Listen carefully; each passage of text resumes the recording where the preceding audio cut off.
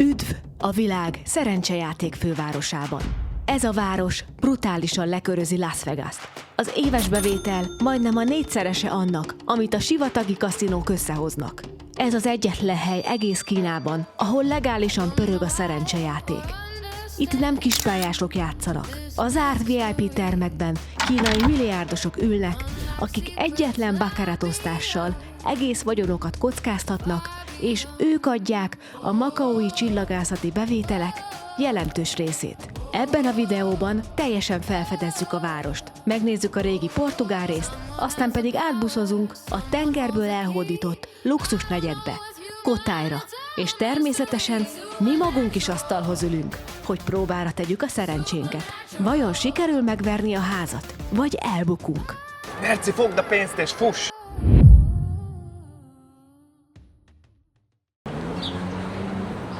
Sziasztok, vagy ha hongkongiak köszönnek, Nei hao! Ma megyünk Makaóra, busszal fogunk átmenni, most vettük meg a jegyünket, mi ilyen spontán emberek vagyunk. 180 hongkongi dollárt fizettünk per fő a buszért, és ezért a pénzért innen rögtön a szálloda mellől, egy gyönyörű szép botanikus kert mellől visznek át minket busszal, Makaó központjába, a Grand Lisboa Hotelhez. Ott fogunk kezdeni. Most, hogy megvan a buszjegy, kaptunk egy ilyen matricát, és ebből fogják tudni, hogy ha megérkezik 10 perc múlva a busz, hogy mi ezzel a makaói busszal megyünk be majd, és a központig megyünk egészen. Körülbelül 1 órás útunk lesz, és állítólag egy nagyon-nagyon szép útvonalon fogunk keresztül menni, pontosan azon az útvonalon, ahol a hajó közlekedik. Kiszálltunk itt a hongkongi repülőtéren, mert ezen keresztül fogunk tudni átmenni Makaóba. Itt megnézik az útlevelünket. És akkor most megyünk és megkeressük a buszunkat. Megérkeztünk Makaóra, most Makaón is át kell esnünk egy útlevél ellenőrzésen. Szóval újra leszálltunk a buszról, és akkor most megyünk be, és akkor megint megnézik a szép magyar útlevelünket. Kíváncsiak a címerre. Itt tett ki minket a busz a Grand Lisbon Hotel előtt, és innen fogjuk felfedezni a várost. Ami elsőre feltűnt, hogy 2 nyelven vannak kiírva a dolgok az utcatáblákra, kínaiul, meg portugálul, mert ez 400 évig portugál gyarmat volt, és 1999-ben adták vissza Kínának a helyet, és ez volt a megállapodásban, megmarad hivatalos nyelvként a kínai, illetve a portugál is. Ez a terület, ez 33 négyzetkilométer, tehát egy átlagos budapesti kerületnek felel meg a területe. A kaszinóra épül egész Makaó, ez még a gyarmati időkből maradt fent, hiszen rengeteg kínai jár ide játszani, de miért? Azért, mert a szárazföldi Kínában, azaz a mainland Kínában illegális a kaszinójáték, tehát a gazdagok ide járnak elkölteni a pénzüket. Ez az egyik különbség a szárazföldi Kínához képest. Aztán van jogrendszere, van független bírósága, saját kultúrája van, saját pénzneme van, ez a makaói pataka. Viszont mindenhol elfogadják a hongkongi dollárt, illetve a kínai juant is. Szóval Kína, de mégsem Kína. Portugália, de mégsem Portugália. Hiszen teljesen olyan a hangulata, minthogyha Portugáliában lennél. Itt mindjárt ezen az épületen például ez portugál csempével van borítva, és ez itt amúgy az iskola. És portugálul is van kiírva, hogy escola. Az épületek még itt jelenleg annyira nem árulkodnak arról, hogy egy ilyen régi portugál gyarmati városban vagyunk, csak a térkövek, illetve a térburkolat, de most igyekszünk az óváros részbe, hogy megmutassuk nektek, hogy igenis az épületek is tudnak arról árulkodni, hogy itt nagyon sokáig ugye portugál befolyású volt, és hogy mit hagytak örökül itt Ázsiának. És itt ezek a gyönyörű épületek vannak, itt ezek a színes épületek, és most érzem azt, hogy megérkeztünk, és ez tényleg egy portugál gyarmat volt. Persze, itt van ugye a kínai új év, miatt a tüzesló középen, és arra hátrafelé is milyen gyönyörű, szépek ezek az épületek, nagyon tetszenek. És ami még különlegesebb az egészben, hogy Feli Ano da Cavallo, nem tudom, hogy hitelesen mondtam-e, hogy ejtettem ki, de ki van írva még portugálul is. Onnan jöttünk, a Grand Lisboa hoteltől, és nem is kellett sokat sétálni, és már is az óvárosban találtuk magunkat. Nagyon rossz a gyerek, pórázon kell tartani.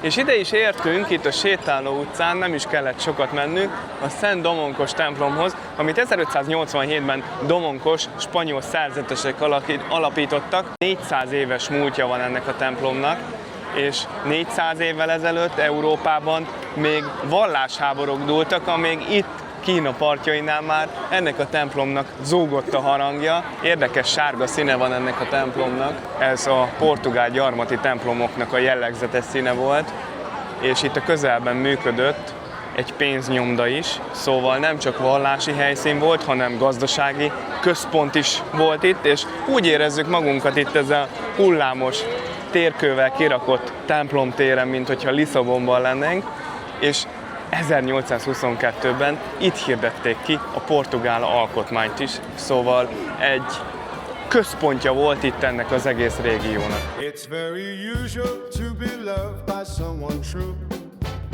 It's very usual to have fun the way we do.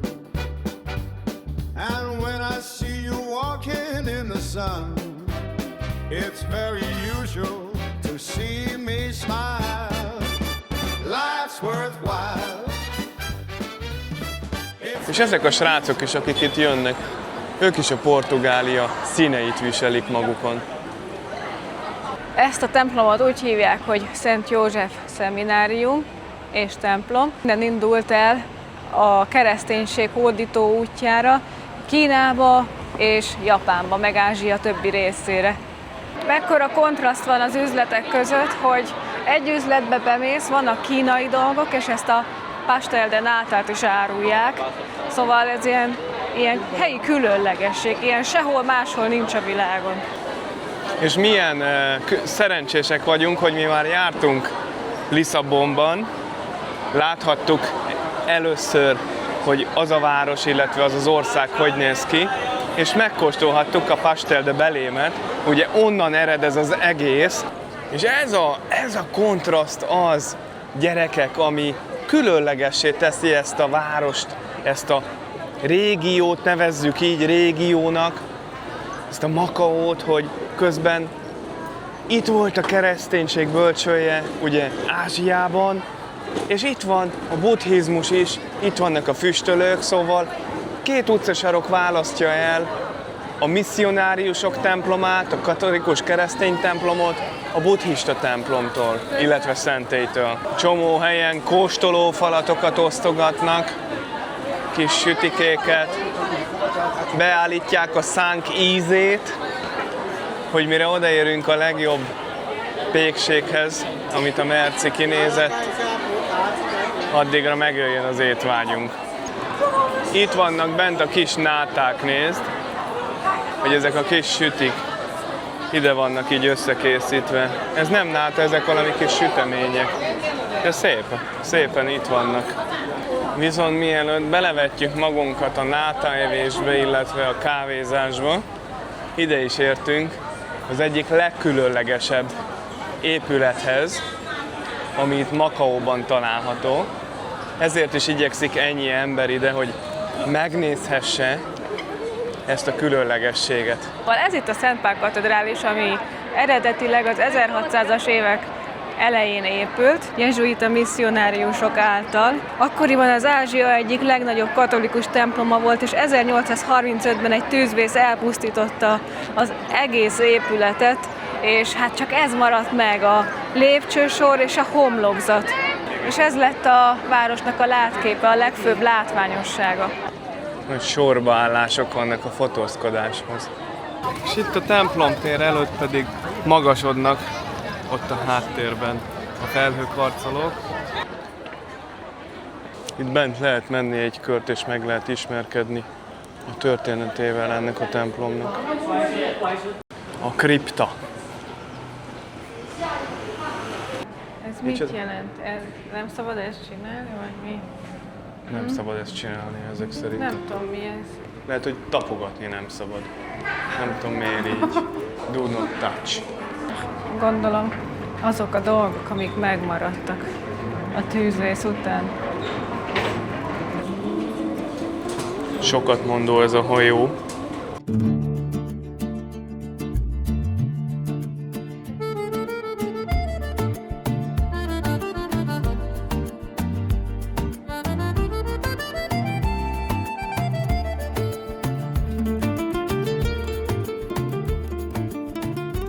Megtaláltuk a hétfejű sárkányt.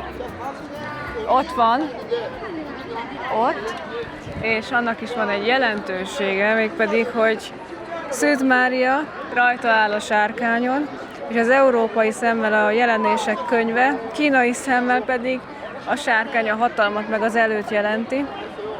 Szóval érdekes, hogy teljesen más kultúra, más jelentése, de mégis ugye ugyanazt a szimbólumot látjuk.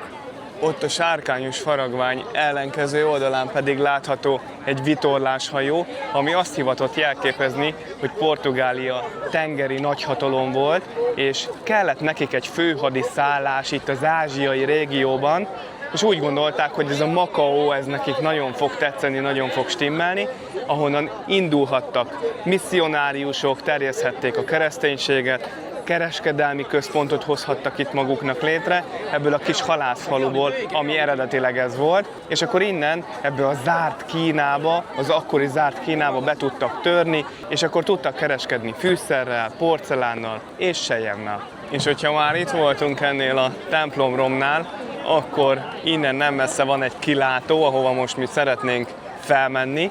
Szerintem nem lesz nehéz dolgunk, úgy láttam, hiszen a kilátóhoz mozgó lépcső visz fel, szóval nem kell sokat sétálnunk, nem minthogyha megterhelő lenne, de azt azért hozzátenném, hogy 20 Celsius fok van, és a 20 Celsius fok mellé párosul egy 95%-os páratartalom. Ez itt a kilátópont. Párás az idő nagyon, és nem is süt a nap, de nagyon szép. Jó, hát annyira nem szép. Hogyha erre nézünk, akkor Erre ez szép, ez szép, de itt az épületek az nem azért szép. eléggé le vannak Jó, pattanva, hát oké. pattantyúzva. De én amikor ezt mutattam, ezt a képet, ez szép. amikor ott voltunk Portóba, emlékszel? Mikor ott fölmentünk a templomhoz, és kb. Ugyanilyen volt, hogy azt hitted, hogy hú, milyen szép épületek lesznek, aztán közben meg romos volt a város konkrétan. Itt is ugyanaz. Ez itt a lakóövezet arrafele, amit mutattunk. Itt végig a lakóövezet, és ott a háttérben pedig magasodnak a különböző felhőkarcolók. Jöttünk a másik oldalára a kilátónak, és hát innen is ugyanolyan romos a város, legalábbis ez a része, ott hátul meg lehet látni a felhőkarcolókat. És tudod-e, hogy mi van ott a túlparton? A folyó túlpartján? Hát már nem Makao, az biztos. Kína! Ez már Kína! Milyen jó nekik, hogy ők csak így átjönnek a hídon, vagy áthajóznak, és akkor már itt vannak. Igen. Jó sok felhőkarcoló van ott a másik. Mert nagyon-nagyon sok gazdag kínai ide jön elkölteni a pénzét, és akkor arról beszélünk, olyan összegekről, hogy milliókról beszélünk. És állítólag ennek a városnak nagyobb a forgalma, mint Las Vegasnak. A világon a legnagyobb kaszinóváros, mármint forgalomban. Körülbelül 650-700 ezer fő lakik itt Makaóban. Nem akarja megfogni a kezemet. Átjöttünk erre a hátsó részre, és na ebből látszik, hogy ez egy erőd volt. Nézzétek csak! Lefele pedig legyalogolunk a romig. Itt is érdekesen élnek, és kalitkákban.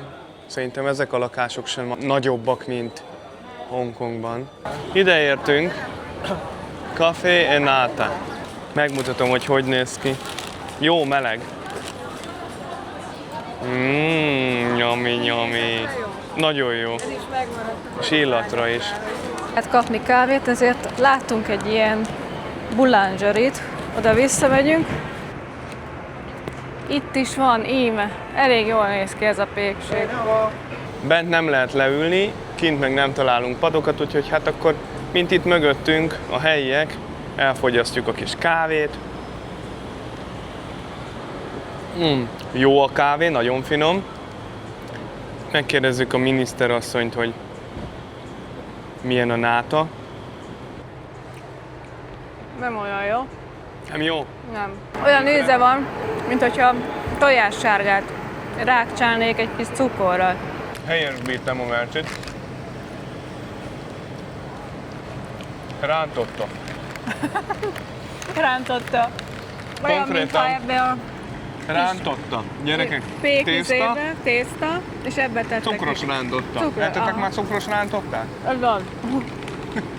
Na, ez rendesen be van csomagolva. És jó, jobban is néz ki. Fábrica de pastéis de nata. Kettőt vagy egyet? Amennyit szeretnél. Akkor Kóstoljuk meg. Ezt a tojás rántottát, ezt le kell folytani Amúgy valamivel.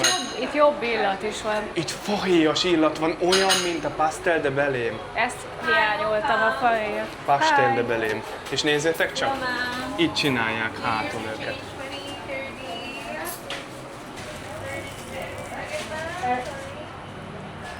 Na mi van? Ez jó. Jobb? Ez jó.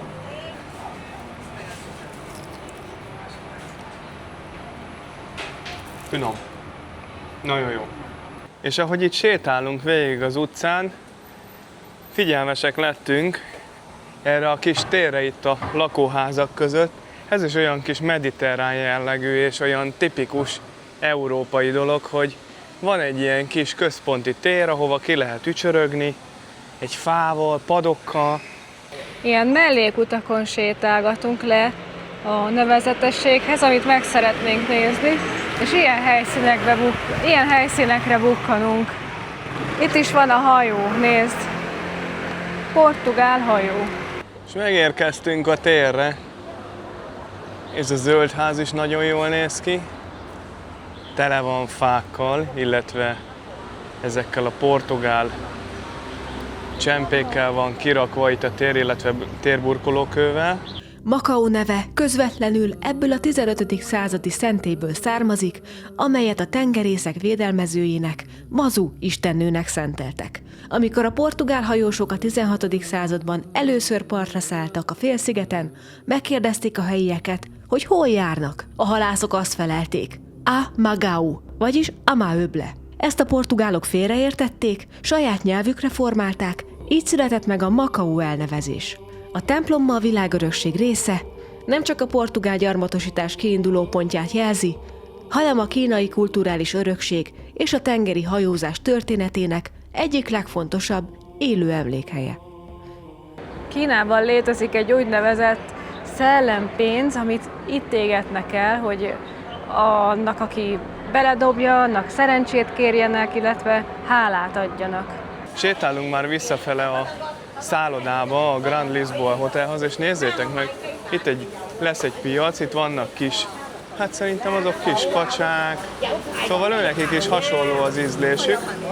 Különlegesség, hogyha kulináris dolgokat nézünk, hogy a portugál konyha, illetve az ázsiai konyha keveredik, de még ez sem igaz így teljesen, mert az Afrikából áthozott portugál konyha keveredik az ázsiaival.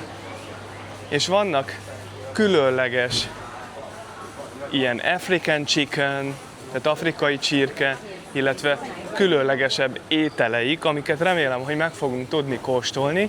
Most jelenleg egy ilyen kis piacon megyünk keresztül, de így összességében nagyon erős ázsiai beütése van a konyhájuknak, illetve az embereknek az ízlésének. És itt észrevettem, hogy azért vannak itt azért kolbászok. Szóval van füstölt kolbász, szárított kolbász, illetve szalonnadarabok, amik így ki vannak szárítva, illetve sóval vannak érlelve. Nagyon erős halszag van itt bent. Kezdjük akkor itt.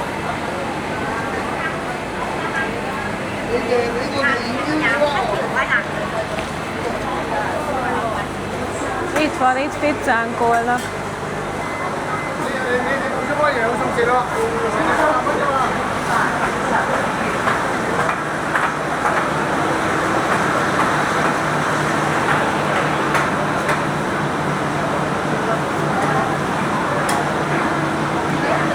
Most bemegyünk a Grand Lisabon kaszinóba, és próbára tesszük a szerencsénket. Hiszen Las Vegasban is volt szerencsénk, hát ha majd itt is lesz. De természetesen a kaszinó nem úgy működik, hogy azt akarja, hogy te nyerj. Matematikailag ki van számolva, hogy a kaszinónak mindig egy picivel több esélye legyen, és ez a pici pont arra elég, hogy az esetek többségében nyerjen. Viszont itt Macaón egészen más léptékekről beszélünk. Ehhez képest Las Vegas igazából csak egy kezdő kispálya. Amíg a Las Vegas Strip kaszinói éves szinten szűk 9 milliárd dolláros bevételt hoznak, addig Macao ennek majdnem a 4-szeresét. Körülbelül 31 milliárd dollárt kasszál évente. Nem a sima turistákból gazdag a város, hanem a milliárdosoktól, akik a VIP termekben játszanak. Hatalmas tétet hoznak magukkal, és egyetlen este alatt megforgatnak vagyonokat, hát így működik a kaszinó világa. Mindenki annyit tegyen fel, amit nem fél elveszíteni. És most, hogy kijöttünk a kaszinóból, pattanjunk is fel az egyik ingyenes shuttle buszra, mert Macao valójában 2 teljesen különböző részből áll. Az egyik a Macao félsziget, ahol most is vagyunk. Ez a történelmi belváros a régi patinás felhőkarcolókkal, a szűk utcákkal és a klasszikus kínai-portugál hangulattal.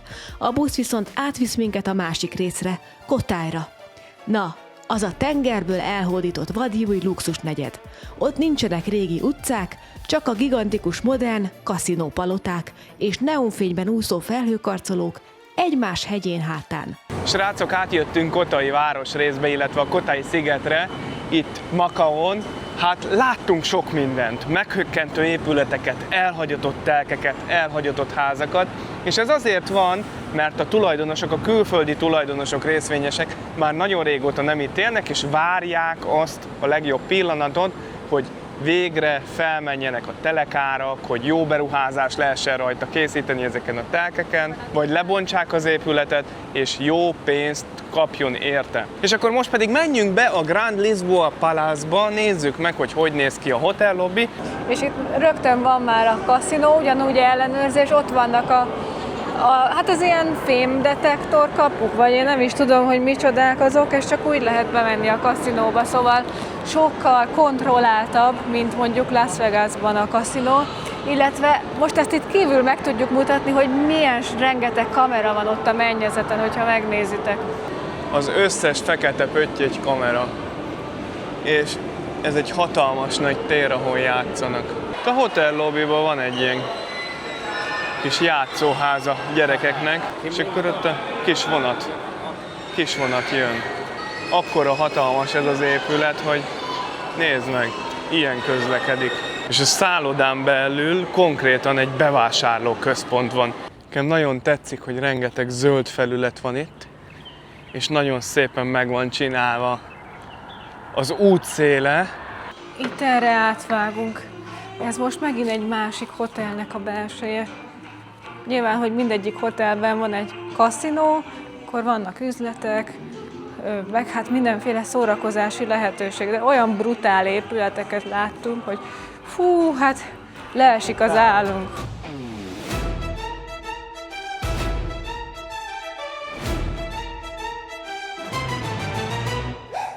East meets the west, where the South China Sea blows.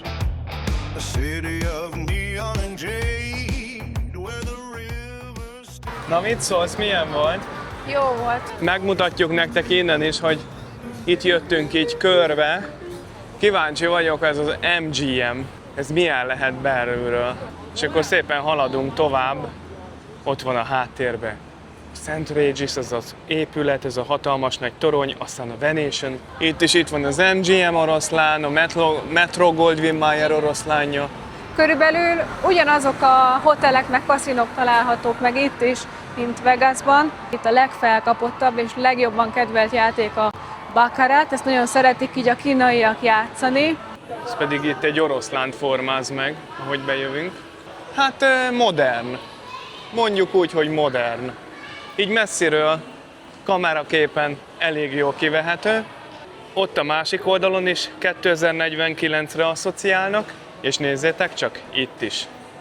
Az előző részben elmondtuk, hogy 2049-ig kapott haladékot Macao, hogy megtarthatja azokat a privilégiumait a kínai mainland, azaz a szárazföldi Kínával szemben, amiket több száz éven keresztül megkapott. Törvények, jogok, pénz és minden ehhez kapcsolódó dolog.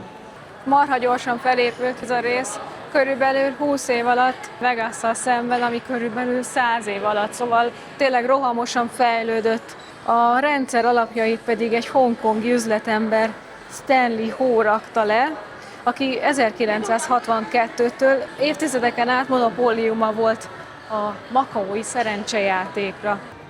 Hát itt azt kell, hogy mondjam, tényleg Kínán belül megvan minden. Nem is kell szinte sehova sem menni, mert ők megcsinálták maguknak Európát, megcsinálták maguknak azt, ami Amerikában van. És az is nagyon sokat segít Macao helyzetén, hogy Kínában illegális a szerencsejáték, szóval azért mondjuk azt, hogy az összes kínai idehozza a pénzét. Látod? Elhoztalak Velencébe is. Megláttuk ezt az épületet, akkora, mint egy hatalmas nagy raktár, mondjuk az óceánál, tudjátok, amiben a konténereket szokták tárolni, a bazina, úgy ez a Londoner, úgy hívják ezt, be fogunk menni, akkor ide láttuk, hogy külön shuttle busza is van, meg ilyen London tematikájú dolgok, úgyhogy kíváncsi vagyok. És a London tematikájú szállodával szemben pedig a korábban említett City of Dreams található. Ide értünk a Venetianhez, legalábbis azzal vagyunk szembe, de közben azért van ám itt egy más. Itt van az óratorony Londonból, illetve hát ugye a Big Ben, de ugye azt megtanultuk, hogy a harangot hívják Big Bennek. Van itt egy nagy Apple Store, szóval van minden. A Venetian az amúgy konkrétan egy az egybe úgy néz ki, mint a Vegas-i Strippen. És azért ez a főút, ez itt van olyan forgalmas, mint a Strip. Igaz, annyi gyalogos nincs, de autó van bőven. Gyere, beviszlek a Roxfordba. Na mit szólsz hozzá? Ilyen londoni étterem is van, vagy ilyen steakház, nem tudom, hogy micsoda. Ez brutálul néz ki. Oda néz. Gyönyörű. A paraván mögött van a kaszinó, hatalmas nagy. És akkor itt, pedig ahogy sétálunk keresztül, ez is itt végig ilyen brit tematikájú, még a folyosók is úgy vannak megcsinálva, és nem csak egy szálloda található itt meg, hanem van a Conrad Hotel, a Regis Hotel, szóval elég sok minden. Fantasztikusan megcsinálták. És itt hátul pedig ugyancsak egy hatalmas nagy tér van. Át akarunk sétálni a Strip fölött, szóval felmegyünk majd itt a busznál az emeletre, az emeleten visszasétálunk, és akkor átmegyünk a másik oldalra. A változatosság kedvéért itt az épületen belül is vannak telefonfülkék, és most pedig a hídon fogunk átmenni. A Parisian, a Venetian, illetve a Four Seasons van itt errefele. És hogy kényelmesen tudjunk utazni, ezért mozgó folyosót tettek ide.